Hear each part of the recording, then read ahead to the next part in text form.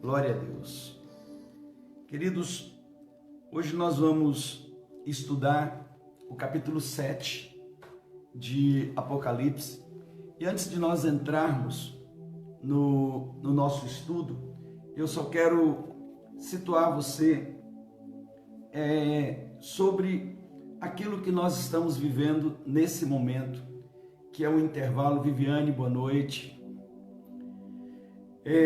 Que é um intervalo entre Rosh Hashanah e Yom Kippur. O que você precisa entender é que as festas bíblicas, elas estão relacionadas com as colheitas. E elas têm uma intenção de ser para nós uma forma didática de Deus nos mostrar aquilo que Ele vai fazer com a história do homem.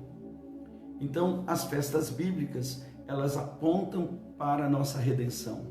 Ela aponta para o renovar de Deus, para o completar de Deus com aqueles que são seus, com aqueles que o Senhor plantou, com aqueles que Ele vai colher, para estabelecer a sua vontade eterna. Deus, Ele tem planos, Ele tem propósitos, e o propósito de Deus sempre com o homem foi ter filhos e filhas semelhantes a seu filho Jesus. Então esse é o plano eterno de Deus.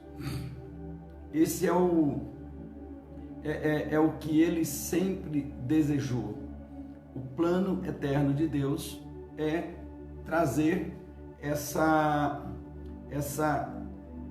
revelação para o homem,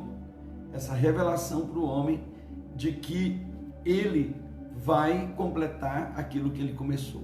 Boa noite, Edilene, boa noite, Cássia, amém? Então, as festas, elas estão relacionadas às colheitas. E a palavra no hebraico, para determinar sobre esses tempos, sobre esses ensaios, ela é chamada de moed, que está relacionado a um tempo determinado para um ensaio geral. Se você quiser conhecer um pouquinho mais sobre a relação das festas bíblicas e a nossa redenção, vá lá no nosso canal do YouTube. Tem toda uma sequência, desde a festa da Páscoa até a festa de Tabernáculos, mostrando esse caminho da colheita e da nossa redenção. Então, veja, como as festas estão relacionadas à colheita, elas estão apontando para aquilo que Deus Ele quer fazer com a vida do seu povo. Se você lembrar, logo depois da Páscoa, a Páscoa acontece num dia, tem o segundo dia que já entra no Shabat, e no terceiro dia da Páscoa, nós festejamos uma festa chamada Festa da Primícia. Não é das primícias, é da primícia, ou Abikurim. É o primeiro molho da colheita que é feito, e ele é levado para o santuário para ser entregue ao sacerdote. Então, o molho da primícia, ele vai para o santuário, entregue ao sacerdote, e ali o sacerdote abençoa todo o restante da colheita. Então, essa festa, Abikurim, ok? Quem foi que no terceiro dia da Páscoa, ele se levanta como primícia dentre os mortos? Jesus. Então, Jesus foi o primeiro homem que ressuscitou, o primeiro homem que foi glorificado, o primeiro homem que foi eternizado, e ele foi levado direto para o santuário eterno para ser apresentado ao Pai, ao sacerdote, ao sumo sacerdote. Então, ele é essa primícia. Jesus é o primeiro. Por isso que diz que Jesus é a primícia dentre os mortos. Ele é o primeiro. Ele é o primeiro que recebeu vida da morte. Até Jesus, todos que pecaram estavam mortos, porque o salário do pecado é a morte. Então o homem pecava e ele estava na morte. E é tão interessante a gente entender isso, porque até Jesus, mesmo os patriarcas que viveram debaixo da aliança, que pagaram um preço para andar segundo a vontade de Deus, eles, quando morreram, eles foram para o Hades, ou seja, eles foram para o inferno. Só que o que o Senhor fazendo, aguardando o dia que Jesus desceria ao Hades, ele fez uma separação lá no lugar da morte, e ele fez uma separação entre o lugar de tormentos e o seio de Abraão. Jesus mostra isso lá na parábola do rico e do Lázaro. Mas todos estavam no mesmo lugar. Davi, ele já profetizava dizendo que o Senhor não iria deixar a alma dele para sempre no Hades. Deus não iria deixar ele para sempre no Hades. Então, Jesus, ele é o primeiro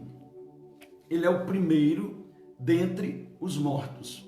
Ele venceu a morte, ele venceu o diabo e ele levou cativo o cativeiro. Que cativeiro é esse que ele levou cativo? Ele prega no inferno para os patriarcas, Davi, Abraão, todos aqueles patriarcas. Eles veem a redenção que eles já tinham visto. Alguns tiveram essa revelação do Redentor, agora eles recebem Jesus e eles são levados para o paraíso.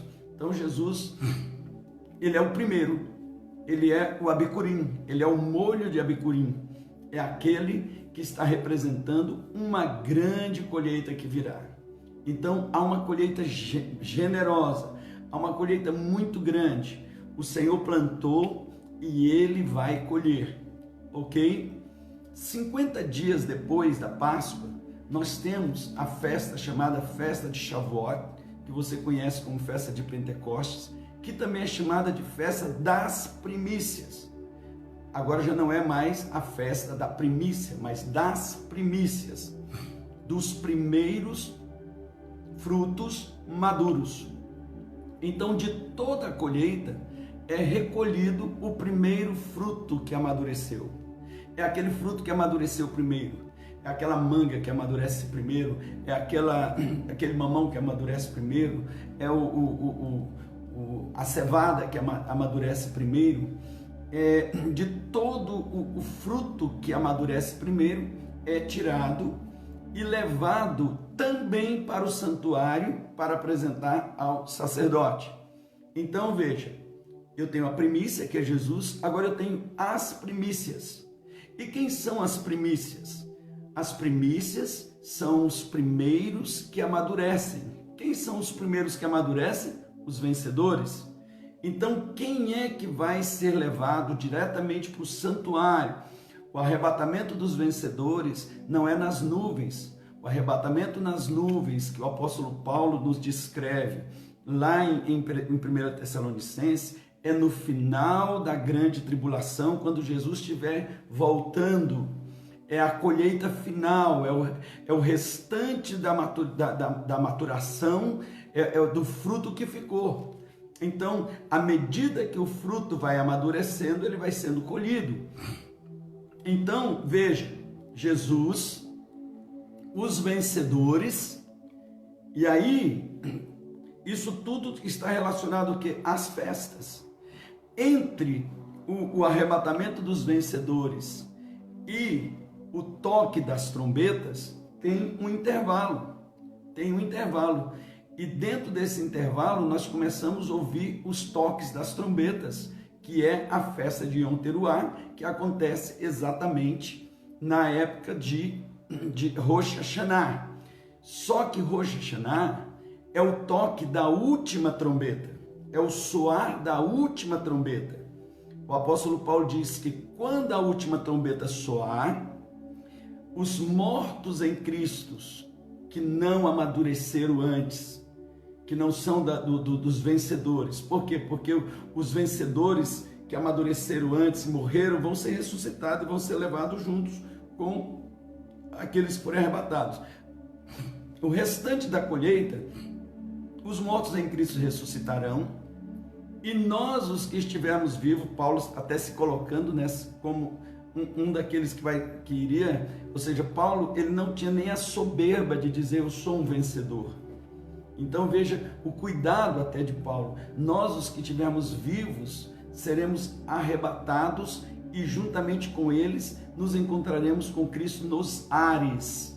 Então essa é a colheita final, é a grande colheita, que ela acontece um pouco antes de tabernáculos. Um pouco antes de tabernáculos está se fazendo o restante da colheita. Porém, essa colheita ela vai continuando, ela começa aí em Teruá e ela vai continuando. E é nesse contexto entre o dia do juízo. Que dia do juízo é esse? Que dia do juízo é esse? Quando nós somos arrebatados, quando os últimos são arrebatados, vai abrir no céu um julgamento para os salvos, que é exatamente o tribunal de Cristo. Todos, o apóstolo Paulo diz, todos nós salvos vamos comparecer diante do tribunal de Cristo. E o que esse tribunal de Cristo ele vai fazer? Porque o milênio que virá logo depois que Jesus voltar, resgatar os judeus e ele prendeu o diabo, o milênio é o final do reino dos céus aqui na terra. E só vai reinar com Jesus os crentes vencedores. A gente precisa entender isso. Nós falamos já muito sobre isso. Se você tiver curiosidade, entra na página da Marceia e tem os estudos das parábolas do reino. Quando nós falamos das 70 semanas de Daniel, nós mostramos isso de forma muito clara para você. Por quê? Porque o Senhor, ele não iria tratar com injustiça essas coisas. Veja, nós não estamos falando de salvação. Todo aquele que recebeu Jesus como Senhor e Salvador está salvo. Esses todos vão entrar lá no final de tudo, quando a Nova Jerusalém, os novos céus, nova terra, todos eles vão entrar. A salvação dá acesso a todos. Mas nesse reino de 1000 anos, nesse reino milenar, só reinará com ele os vencedores. Por quê? Porque ele vai julgar, e esse julgamento é exatamente para galardões. Esses são os julgamentos. Quem não estiver dentro desse processo, nesse livro, aí Jesus ele chama isso de trevas exteriores, choros e ranger de dente. Isso não é a segunda morte, isso não é o lago que arde com fogo e enxofre, isso não é o inferno, é um lugar que não fica muito claro na Bíblia, mas é muito claro que esses irão amadurecer com aflições durante esses 1000 anos, para depois eles entrarem puros juntamente com aqueles que foram vencedores e o Senhor no reinado final. Então, o que está acontecendo nesse período que nós estamos vivendo? Eu quero chamar a atenção isso de você. É como um ensaio que o Senhor está dizendo, ei, isso vai acontecer. Só que quando isso acontecer, lá no arrebatamento, já não tem mais jeito de você mudar a sua vida. Que tal você mudar a sua vida agora? Que tal você começar a mudar a sua vida agora? Por quê? Porque logo depois que esses livros são abertos, ou seja, o tribunal ele é feito, e nos céus um tribunal ele é montado, os livros são abertos. Para quê? Para escrever no livro da vida aqueles que se arrependem, aqueles que vêm por mudanças, que querem mudanças. E logo depois desse tempo, o que nós temos? Yom Kippur, dia da expiação. O que isso tem a ver com a redenção? É quando Jesus volta. Ele volta glorioso, pisa no Monte Sião, e ele vai encerrar o diabo por 1000 anos, salvar o remanescente do povo de Israel e começar o tempo milenar. Então, deixa eu lhe dar uma palavra.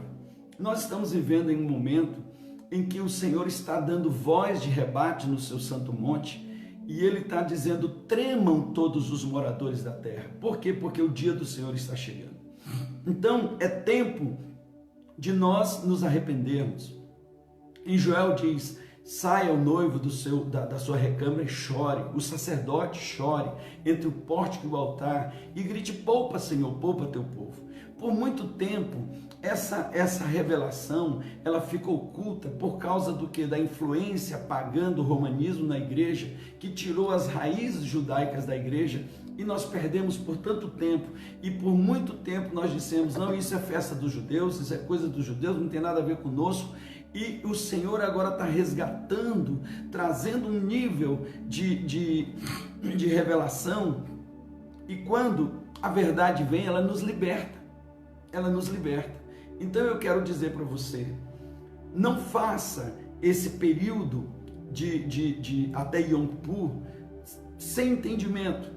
Nós temos passado para todo mundo textos bíblicos para você ler todos os dias. Temos lhe alertado de que nesses dias o inimigo vai tentar lhe fazer entrar em brigas, confusões, fazer você abrir a sua boca para declarar tantas coisas ruins. Por quê? Porque esse é um período que nós estamos debaixo de julgamento. E tudo que o Senhor quer ver são o nosso coração e as nossas obras de justiça. Por quê? Porque é tempo de techuvá. Techuvá não é um arrependimento qualquer, é uma volta para o Senhor. É uma volta. Tornai de todo o vosso coração a Deus. É a volta do filho pródigo para a casa do pai. Ele é filho, mas se perdeu.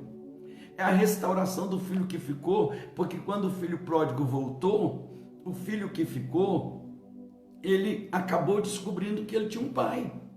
Então, é um resgate para as nossas vidas. É um resgate para você que está dentro da igreja, frio, sem vida, sem alegria, envolvido ali só no trabalho para tentar ser alguma coisa, e perdeu a alegria até de ser crente. Talvez você é um líder, um pastor, uma pastora, que perdeu a alegria de ser crente. Por quê? Porque perdeu a identidade de filho. É tempo de resgatar. Ou talvez você que de repente falou: não, eu não quero viver essa vida aqui amarrada dentro da igreja, eu vou para o mundo, eu vou curtir minha vida. E você viu que esse curtir a vida é um roubo, é uma destruição, e agora você nem sabe o que fazer, e o Senhor está dizendo: ei, pai, filho, volta, você é filho, vamos começar de novo. Mas é voltar diferente, porque eu creio que nós vamos viver o melhor tempo de Deus para as nossas vidas, mesmo diante das tribulações, mesmo diante das aflições, mesmo diante das angústias que o mundo está vivendo. Por quê? Porque nós estamos vivendo já as dores de parto, as dores da mulher que está para dar à luz. Lembra que eu tenho falado sobre Apocalipse 12? A mulher, a igreja, ela está para dar à luz a esse filho varão. Está para nascer, ela está gritando. Esses princípios das dores, Jesus falou para os discípulos. Quando ele senta no Monte das Oliveiras, os discípulos perguntam para eles: quando que vai começar isso? Ele diz: quando vocês começarem a ver guerras, rumores de guerras, quando vocês começarem a ver pais contra os filhos, nações contra nações, fome, tudo isso, queridos, nós já temos visto. Então, veja, quando nós falamos em Apocalipse 6, e Apocalipse 6, ele narra a abertura dos 7 selos, que começa no final do capítulo 5 e estende até o final do capítulo 6, com os 6 primeiros selos abertos. Quando o primeiro selo é aberto, o anjo ou o querubim, o ser vivente, mostra para ele, chama João, e João vê. O que ele vê? O cavalo branco. Guardem isso. Os 4 primeiros selos são 4 cavalos numa corrida, não é um na frente do outro, é um do lado do outro, é uma corrida paralela, ao mesmo tempo. São 4 cavalos correndo ao mesmo tempo: o cavalo branco, o cavalo vermelho, o cavalo preto e o cavalo verde amarelado ou amarelo esverdeado. E o que são esses cavalos? Nós vimos na aula passada. O primeiro cavalo, o cavalo branco, é o evangelho que sai vencendo para vencer, o evangelho pregado, o evangelho que foi espalhado. Então, desde o momento, O primeiro selo ele começa a ser aberto quando Jesus volta ao céu e o evangelho começa a ser pregado. A primeira pregação do evangelho, o cavalo branco já saiu vencendo, 3.000 almas vieram para o Senhor e não parou mais. Porém, toda vez que o evangelho é pregado, uma guerra se levanta. E aí começaram as guerras. Já desde a igreja em Jerusalém foi perseguida, começou a viver guerras para todos os lados, e o mundo não parou mais de viver guerras. O evangelho vem sendo pregado, as guerras vêm acontecendo, guerras em todos os lugares, guerras globais como a Primeira, a Segunda Guerra, guerras regionais, guerras territoriais, guerras em todos os níveis. Logo depois você tem o que? O cavalo preto, desculpa, nós temos o cavalo vermelho, o preto, que é esse cavalo que ele traz a morte. Aonde tem guerra, tem morte. E nós já vimos a mortandade para todo lado. E ao longo da história humana. E Jesus chama tudo isso de quê? De princípio das dores. Então, uma mulher, quando ela vai dar à luz, ela começa a apresentar dores, pequenas contrações. E isso mostra que está para dar à luz. E aí vem também o cavalo amarelo esverdeado, que é a fome. Então, a pregação do evangelho, as guerras, as mortes e a fome, desde que Jesus ele ressuscitou e a igreja começou, nós temos isso. Guerras, o evangelho sendo pregado, guerra sendo levantado, morte e pestes de todos os jeitos. Nós já vivemos momentos de pestes em todo o mundo. Nós agora, recentemente, estamos aí dentro dessa peste aí da mortandade do coronavírus, mas nós já tivemos outras pestes mundiais, como a gripe espanhola, que matou mais de 50 milhões de pessoas. Talvez muitos de vocês não saibam, até um dos presidentes do Brasil, Rodrigues Alves, morreu de gripe espanhola. Então, essas coisas, elas vêm acontecendo ao longo da história, E isso tudo tem a ver com aquilo que João está vendo, os 4 selos, 4 cavaleiros correndo, e logo em seguida, João começa a ver o 5º selo, que é o selo que mostra as almas daqueles que morreram martirizados, clamando por vingança.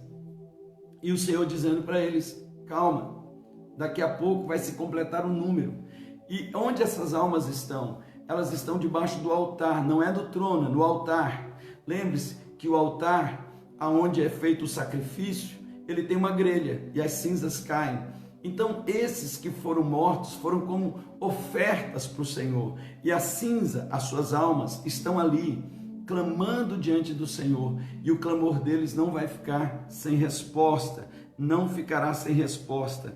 E logo em seguida vem o 6º selo, que traz todo um contexto de perturbação na terra. Agora guarde isso, até aqui, nesse 6º selo, você precisa entender que são acontecimentos que vieram e eles estão ainda acontecendo. Por quê? Porque daqui a pouco aquelas dores que eram só princípios se tornarão dores de parto. O mundo está começando a se contorcer. Nós estamos vendo terremotos se aumentando, as pestes aumentando, a insegurança aumentando. Então veja, a humanidade está chegando num processo, o planeta Terra está chegando num tempo em que essas aflições elas estão aumentando, e o Senhor chama isso de dores de parto de uma mulher que vai dar à luz a um filho. Essa mulher é a igreja, e esse filho são os vencedores. E quando esses vencedores nascerem, eles vão ser levados diretamente para o trono. Por quê? Porque eles são as primícias. Guardem isso. Então, queridos, deixa eu lhe dar mais uma palavra em cima do que nós estamos vivendo. Para você ser salvo, você não precisa fazer esforços, você só precisa confessar que Jesus Cristo é o Senhor, com a tua boca e com o teu coração crer que Deus o ressuscitou dentre os mortos. Se com a tua boca confessares que Jesus Cristo é o Senhor e o teu coração creres que Deus o ressuscitou dentre os mortos, será salvo. Você está salvo da morte eterna. Você está salvo da perdição eterna. Você está salvo do lago que arde com fogo e enxofre, a segunda morte. Você está salvo. E ninguém pode tirar você dessa salvação. Nada, você se torna filho de Deus. João capítulo 1, versículo 12 diz: mas a todos quanto receberam, deu-lhes o poder de se tornarem filhos de Deus, a saber os que creem em seu nome. Então você é filho, e guarde isso, você é filho, você é filha. Essa é a nossa identidade, a identidade de filhos. Amém, apóstolo? Então a salvação é pela graça, não é pela obra. Exatamente, a salvação é pela graça. O evangelho da graça, o evangelho da graça, esse evangelho pregado para que nós nos arrependamos, sejamos salvos, ele tem a ver com a obra de Jesus na cruz por nós. Porém, existe um outro evangelho, segundo evangelho, chamado evangelho do reino. Esse evangelho do reino, ele fala de um reino aonde o Senhor Jesus, ele vai estabelecer aqui na terra. Esse reino começa já com a igreja, ou seja, ele tem uma aparência, essa aparência está lá nas parábolas, ele tem uma realidade, a realidade do reino é a igreja do Senhor, ele reina na igreja, apesar de que ele não reina sobre todos, porque uma pessoa que é salva e continua fazendo aquilo que quer e não aquilo que Deus quer, que Jesus quer, Jesus não reina sobre ele. Jesus te salvou, mas não é rei sobre a tua vida. Se ele não é rei sobre a sua vida, como é que você vai querer reinar com ele no milênio? Para e pense. Para e pensa nisso. Como que alguém que foi salvo, que é filho e que faz da sua vida o que bem quer, está nos vícios, está na prostituição, está na mentira, está no roubo. Apóstolo, pessoas desse jeito podem ser salvas? Sim, são filhos. São filhos. A salvação não tem nada a ver com isso, tem a ver com Jesus. Mas um salvo que vive desse jeito, ele está dizendo: Jesus não é meu rei. Então, se Jesus não é seu rei, você não queira reinar com ele no milênio, porque ele não é seu rei, ele foi só seu salvador. Então Jesus diz: ok, eu lhe salvei, aguarda, então daqui 1000 anos a gente se encontra, daqui 1000 anos nós nos encontraremos, e nesses 1000 anos você vai ficar nas trevas exteriores, você não vai ter a minha luz, e ali o Senhor vai lhe tratar até que você possa estar pronto para entrar na cidade junto com a gente. Olha que coisa, não vai se perder eternamente, mas vai passar por uma disciplina. Por quê? Porque o Senhor não vai tratar da mesma forma aqueles que se deram por Ele com aqueles que não se deram. O Senhor, para a salvação, não existe meritocracia, mas para reinar com Jesus tem meritocracia. Só aqueles que fizerem a vontade do meu Pai. Nem todo aquele que disser Senhor, Senhor entrará no reino dos céus, mas aquele que fizer a vontade do meu Pai. Olha só, ele não está falando de salvação, ele está falando desse reino. E eu estou tirando esse espaço aqui antes de falar do capítulo 7, porque você precisa entender isso. Entrar no reino é uma decisão sua e é um preço que você vai pagar. Você precisa pagar um preço, você precisa fazer renúncias, porque quem não renunciar não tem direito. Jesus diz: quer vir após mim? Negue-se a si mesmo, tome a sua cruz e siga-me. Então, há muitos crentes que não estão negando a si, que não estão tomando a cruz, não estão seguindo Jesus. Se não estão seguindo Jesus agora, não vão seguir Jesus no milênio. Se não estão seguindo Jesus agora, não vão sentar na mesa das bodas. Se não estão seguindo agora, vão ser aquelas 5 virgens que não vão entrar nas bodas. Então, para e pense, esse tempo que nós estamos vivendo, esse tempo que nós estamos agora, é tempo para a gente perceber, olhar para dentro de nós: Senhor, se amanhã eu morrer, o que eu tenho?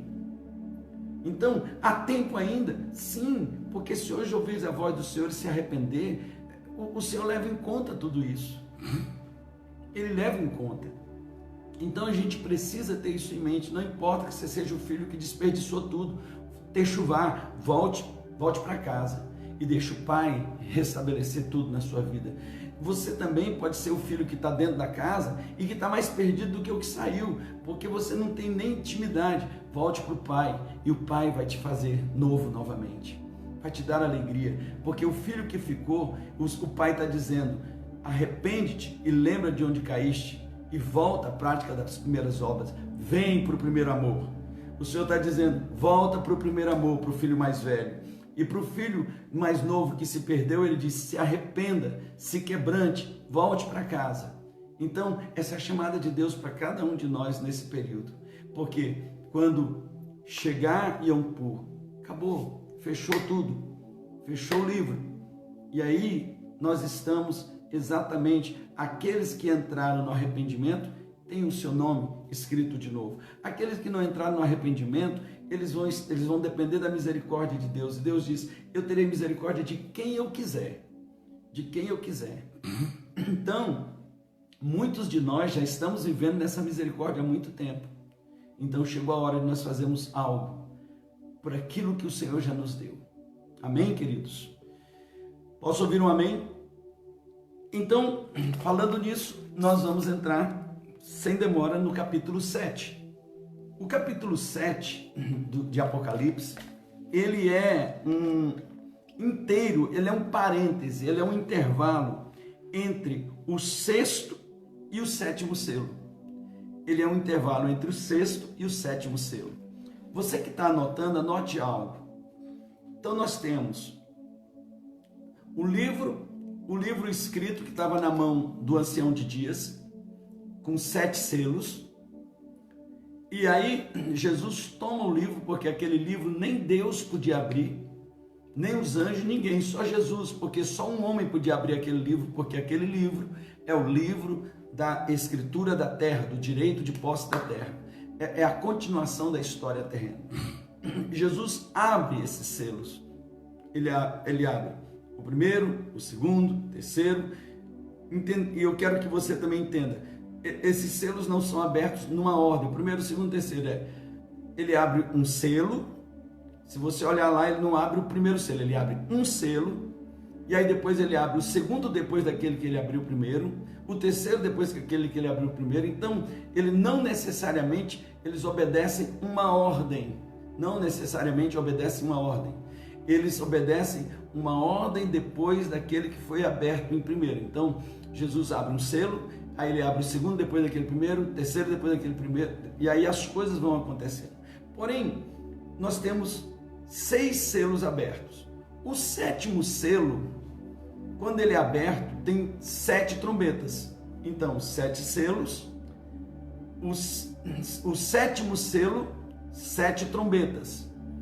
Quando começam a tocar as trombetas, anote, trombetas fala de juízo de Deus.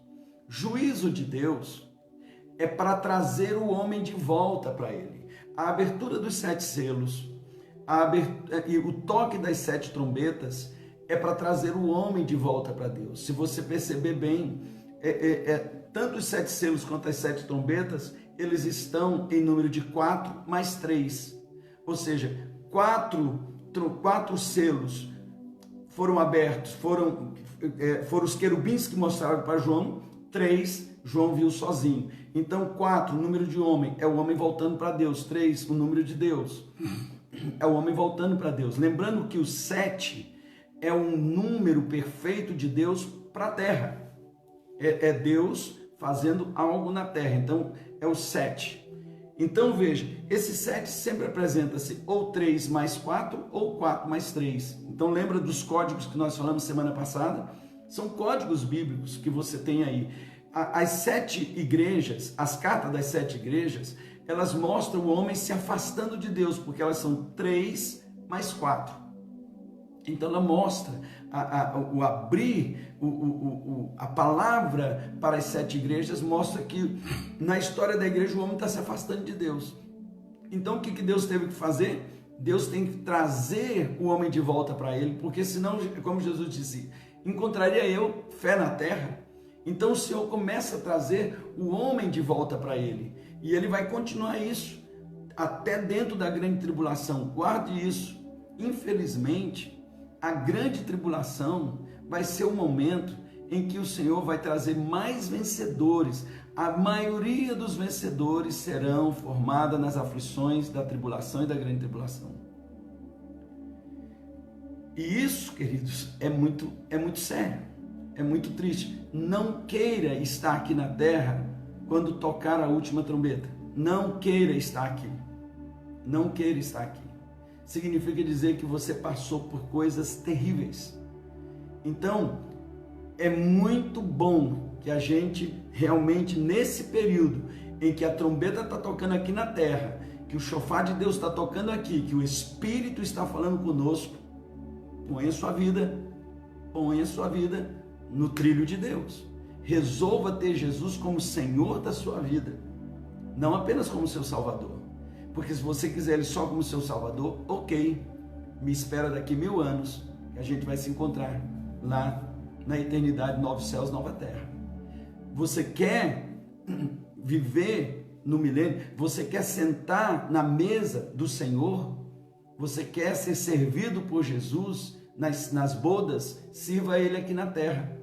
Aqueles que serviram o Senhor aqui na terra vão ser servidos por Ele na Nova Jerusalém, nas bodas do Cordeiro, na parousia da Nova Jerusalém.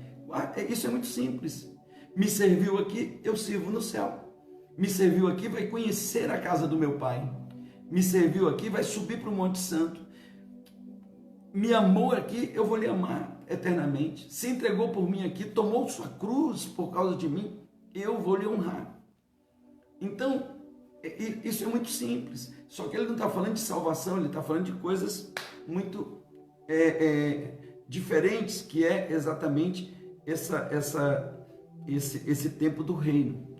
Numa outra live, eu vou dedicar um dia só para falar sobre as dispensações, para você entender desde a eternidade, a dispensação da eternidade, passando pela dispensação da inocência, no Éden, a lei, a graça, o milênio, entendeu? Nós vamos caminhar nessas dispensações para você entender aquilo que Deus vem trazendo. Por quê? Porque tudo tem a ver com um propósito eterno de Deus, com um plano eterno de Deus para nós. Amém? Então, como eu estava falando, aí nós temos os selos sendo abertos. Quinto selo, no sexto selo, 7 trombetas. As 7 trombetas também elas estão na disposição de 4 mais 3. 4 mais 3. As 3 últimas trombetas, dentro dela tem os 3 ais.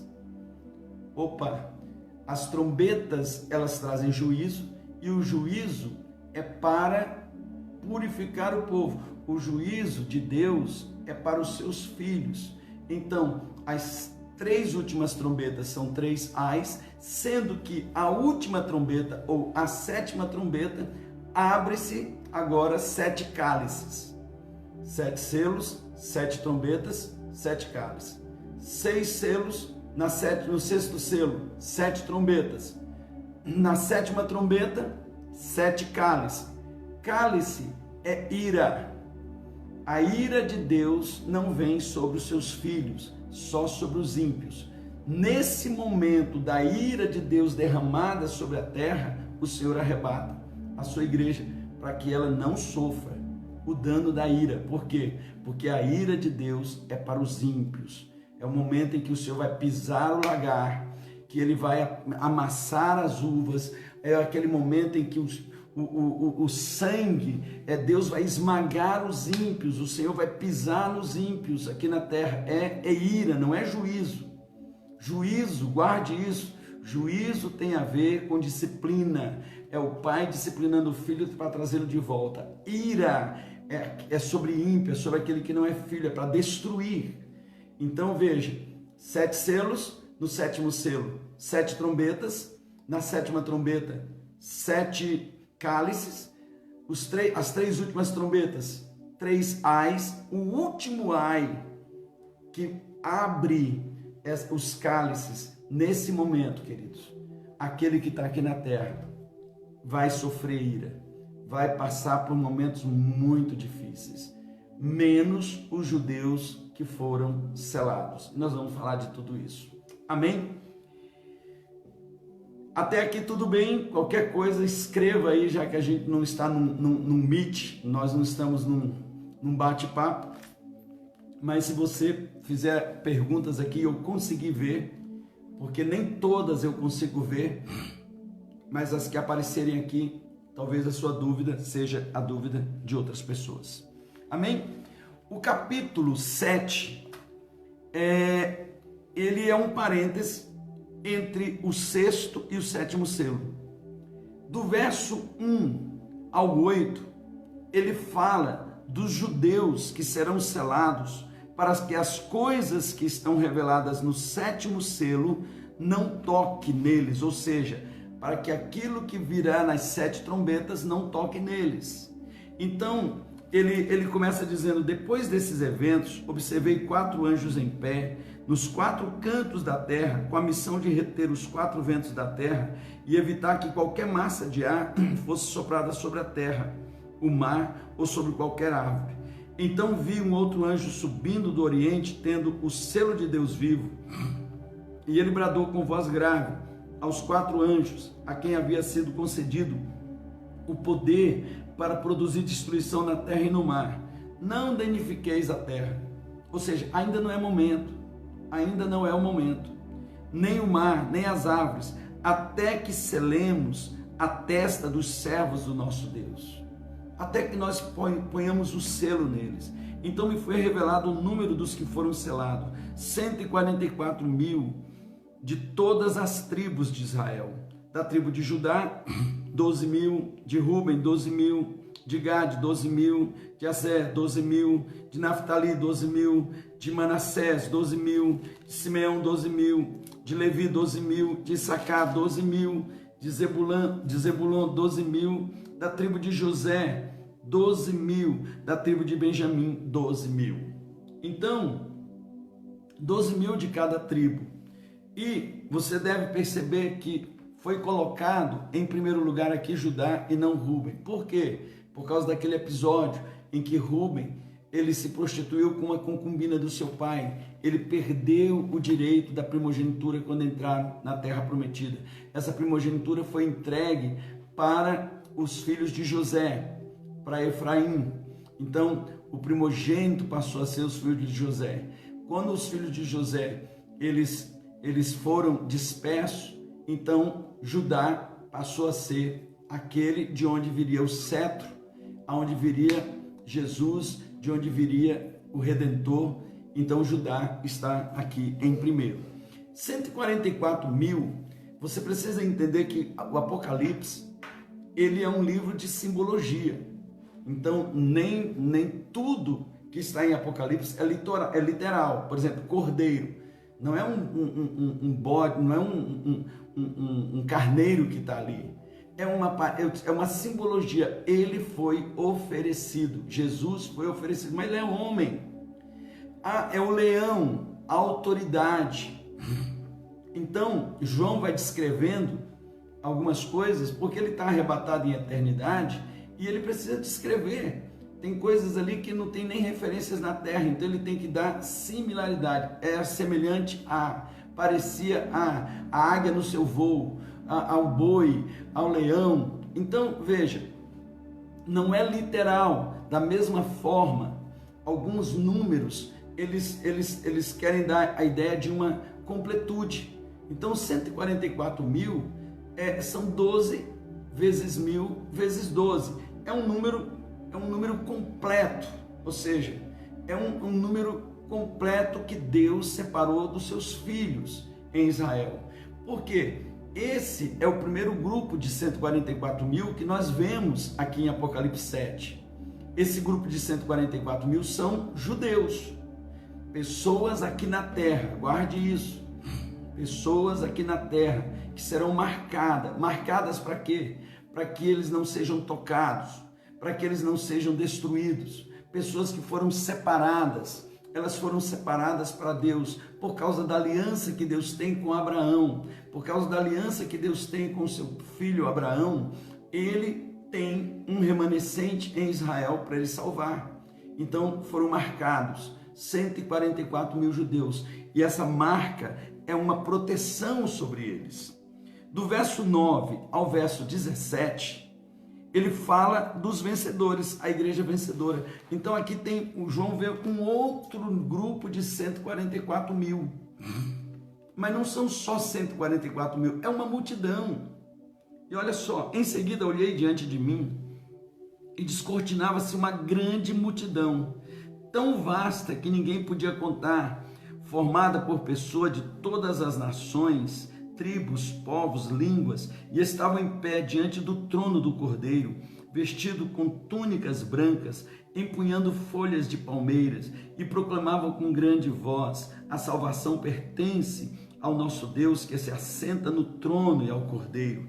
Todos os anjos que se encontravam em pé ao redor do trono dos anciãos e dos 4 seres viventes prostraram-se diante do trono com o rosto em terra e adoraram a Deus, exclamando: amém, louvor e glória, sabedoria, ação de graças sejam ao nosso Deus para todos sempre, amém. Então um dos anciãos me indagou: quem são e de onde vieram todos estes que estão vestidos com túnicas brancas? Eu lhe respondi: ó meu Senhor, tu sabes. Então ele afirmou: estes são os que vieram da grande tribulação, lavaram suas vestes e as alvejaram no sangue do Cordeiro. Por esse motivo, eles estão perante o trono de Deus e o servem dia e noite em seu santuário.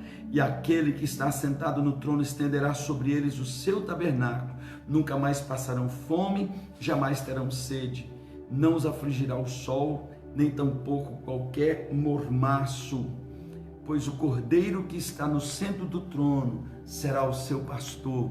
Ele os conduzirá às fontes de água da vida, e Deus lhes enxugará dos olhos toda lágrima. Nós começamos hoje cantando essa música. O Cordeiro que está no trono, ele vai nos levar às fontes das águas vivas. Então, queridos, os anjos, eles foram ordenados a não deixar que o vento soprasse no tempo da tribulação. Sendo assim, eles vão reter os ventos para que não haja refrigério, para que não haja alívio. Os 4 primeiros anjos são os que têm poder de danificar as coisas criadas durante as primeiras trombetas. E os 3 últimos, ao tocar as trombetas, tocarão diretamente aos homens, mas somente aqueles que não têm o selo de Deus. Amém? Romanos capítulo 9, versículo 15. Romanos 9, 15.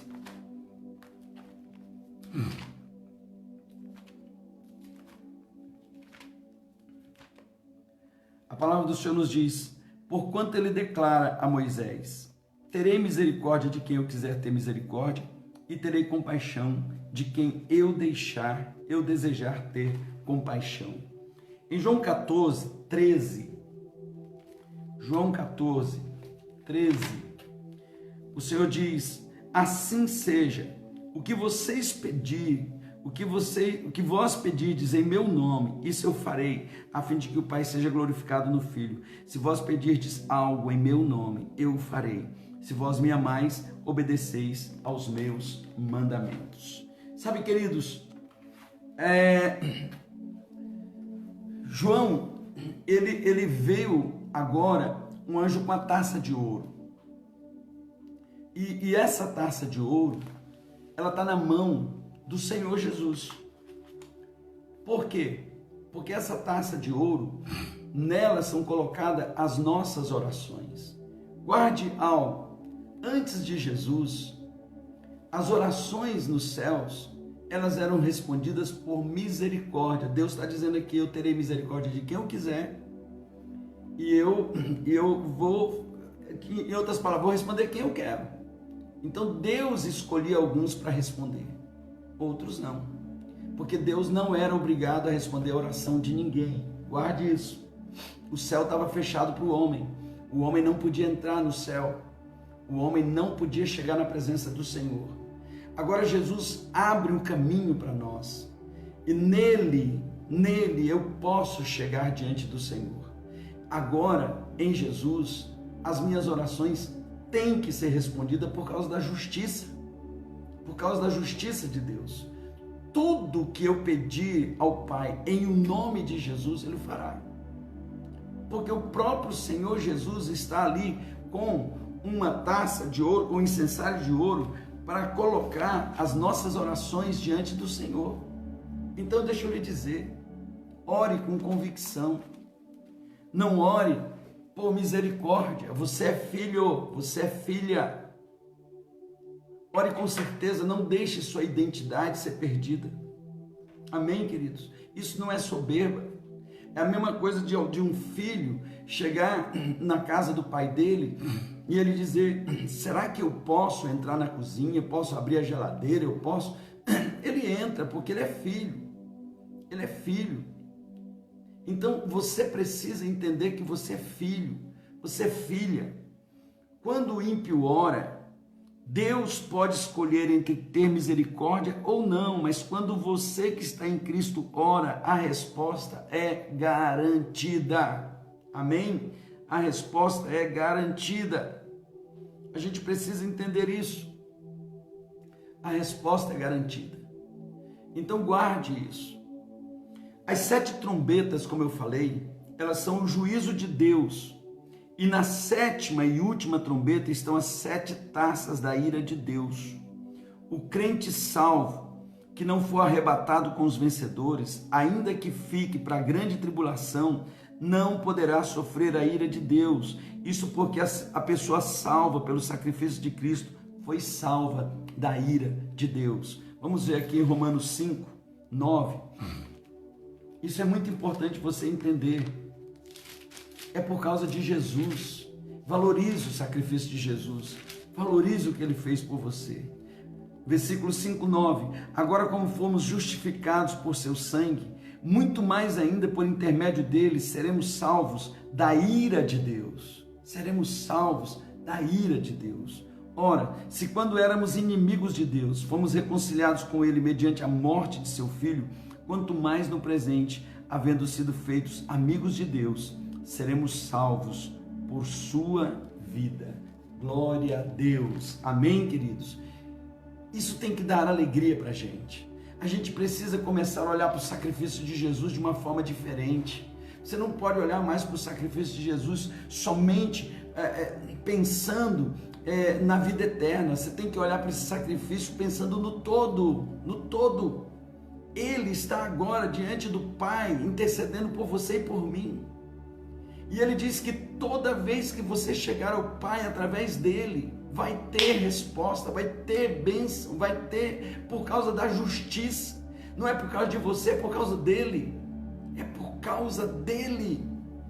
Muitas vezes você tem medo de orar porque você fez um monte de besteira, você acha que você não é merecedor. Deixa eu lhe dizer, o homem não é merecedor de nada. As coisas só acontecem por causa de Jesus. Você pode ser a pessoa mais correta, mais santa. Nós não somos merecedores de nada, mas por causa de Jesus nós nos tornamos filhos. Guarde isso, queridos. Amém? Apocalipse capítulo 16, versículo 1. Anote esses versículos.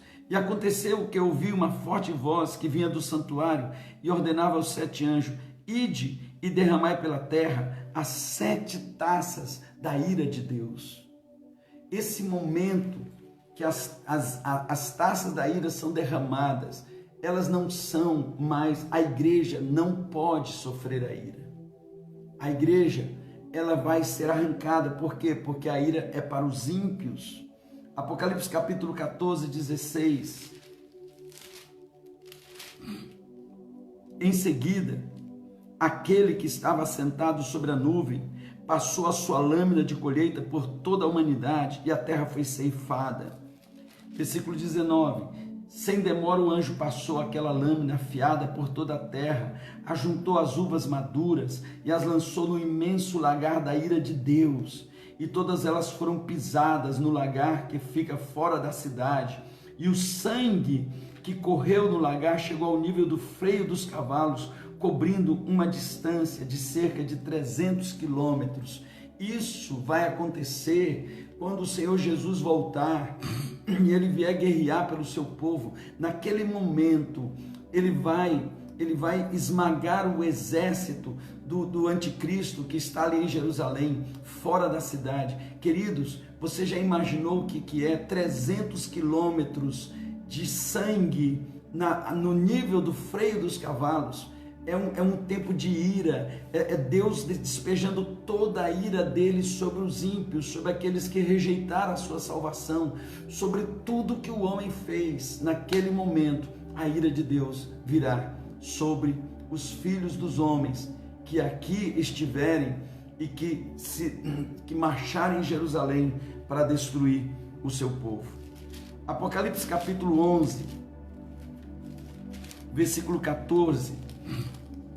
Assim transcorreu os segundos dos ais, e o terceiro virá sem demora.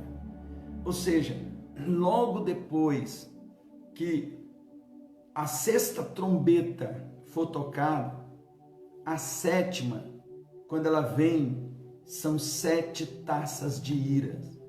Então guarde isso, 7 trombetas. As 3 últimas têm 3 ais dentro dela. Quando a trombeta foi tocada, João ouviu alguém dizendo ai, ai, ai. Ou seja, meu Deus, ai, ai, ai.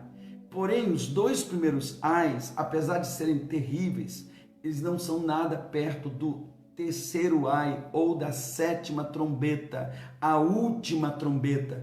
No toque da última trombeta, e Deus está lhe dando um ensaio aqui. O toque da última trombeta é o tempo do seu povo sair daqui. Então, quando nós saímos de Yom Teruah, que o último toque da trombeta foi tocado, o Senhor está dizendo: ei, está na hora de vocês se prepararem. Está na hora de vocês se prepararem. Ao soar da última trombeta, a voz do arcanjo, o Senhor virá nas nuvens e nós nos encontraremos com Ele nas nuvens, ou seja, aqueles que ficarem. Em nome de Jesus, eu quero ter ido já na colheita dos primeiros frutos. Eu quero ir na colheita dos vencedores. Eu quero viver com Jesus como meu Senhor, como meu marido, como aquele que me ama, mas aquele que manda, aquele que dirige a minha vida. Eu quero me sujeitar a Ele aqui e quero viver com Ele. Eu quero desfrutar dEle. Eu quero sentar na mesa com Ele. Eu quero ser servido por Ele na Nova Jerusalém. Eu quero conhecer o trono de Deus. Eu quero conhecer os tabernáculos eternos. Por quê? Só os vencedores vão conhecer os tabernáculos, o Monte Sião. Só os vencedores vão estar diante do Pai no trono. O restante da igreja que for arrebatada na última trombeta vai encontrar com Jesus nas nuvens, não vai para o céu, não vai para o santuário, vai para o depósito.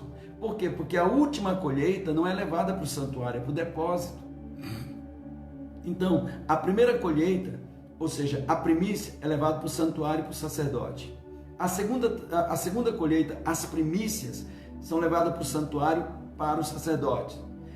A terceira e última colheita é colocada no depósito, não é levada para o santuário, é no depósito. Então, veja, a primeira colheita, é nessa colheita que os vencedores vão conhecer a casa do meu Pai, na casa do meu Pai. Lembra João 14? Na casa do meu Pai há muitas moradas, se assim não for eu vos teria dito, pois vou preparar-vos lugar. E quando eu for preparar lugar, eu vou voltar. João 14, de 1 em diante. Então, eu quero conhecer a casa do Pai. Eu quero subir no Monte Sião. Eu quero ir nesse Monte Sião. Eu quero subir. Mas para que Ele seja o meu rei lá, Ele tem que já ser meu rei aqui. Para que Ele seja meu marido lá, Ele precisa ser meu marido aqui. Para que Ele seja meu Senhor lá, Ele tem que ser meu Senhor aqui. Para que eu possa viver com Ele, eu tenho que viver com Ele aqui. Então, como que você quer reinar com Ele se Ele não reina sobre você aqui? Quem manda na sua vida é você. Quem manda na sua vida é você. Quem faz da sua vida o que bem entende é você. É você que decide o que vai fazer. Você faz aquilo que você acha, não aquilo que a palavra fala. Você faz aquilo que você sente, não aquilo que a palavra de Deus orienta. Então, Pensa nisso, porque esse período que nós estamos é um período de arrependimento, de quebrantamento. Senhor, eu vivi até aqui para mim, eu quero viver para ti. E que tal fazer essa mudança? Que tal fazer essa mudança agora? Porque está muito perto. A mulher está com dores de parto. Essa mulher é a igreja, na sua totalidade. Amém, queridos? Então, para a gente ir terminando, as 7 trombetas são o juízo de Deus. A 7ª trombeta, ela traz as 7 taças da ira de Deus. E nós precisamos entender que os cálices, eles são ira de Deus. Todos nós, guarde isso, todos nós temos um cálice. No cálice vão sendo juntados os pecados. Jesus, ele teve que tomar o cálice da humanidade, porque o cálice da humanidade entornou. Quando o cálice entornou, o último pecado é o pecado para a morte. Então guarde isso, querido. As pessoas vão pecando, vão pecando, vão pecando, vão pecando, até chegar o pecado que transborda. Aquele último pecado é o pecado para a morte. É o nosso arrependimento, é o nosso quebrantamento, é esse voltar para o Senhor que limpa esse cálice. Por quê? Porque o cálice de muita gente pode estar já quase transbordando e talvez algumas pessoas vão transbordar para a morte, infelizmente. E não precisava morrer tão cedo, não precisava sair tão cedo. Então, a gente precisa entender a Bíblia, olhar para a Bíblia. O Senhor está nos mostrando isso. O Senhor está mostrando isso para nós. A gente tem que deixar a nossa vida nas mãos do Senhor, para que o cálice do pecado na nossa vida não venha transbordar. O cálice que Jesus teve que beber quando ele disse, se possível, faça de mim esse cálice, foi o que transbordou devido ao fato da maldade do homem ter chegado a um ponto terrível. Esse foi o motivo dele ter sido crucificado. Não confunda o juízo com ira. Quando Deus derrama o juízo sobre você, é Deus te trazendo de volta para Ele. A ira só recai sobre os ímpios. Os 144 mil selados são apenas judeus de todas as tribos de Israel. E como eu disse, esse número não é literal, ele é simbólico, pois simboliza a plenitude. Lembre-se que Deus só soma, multiplica, nunca diminui nem divide. Amém, queridos? 144 mil quer dizer 12 vezes 12 vezes 1000. 12 de cada uma das 12 tribos. Contudo, no capítulo 14, nos versos 1, 3, nós temos outro grupo de 144 mil selados. Versículo 1. Então olhei e vi diante de mim o Cordeiro em pé sobre o Monte Sião. Guarde isso, Monte Sião. Monte Sião, céu. Nuvens, voltando. Jesus está na nuvem, está voltando. Monte Sião, céu. E junto a ele, 144 mil que ostentavam escrito em suas frontes o nome dele e o nome de seu pai.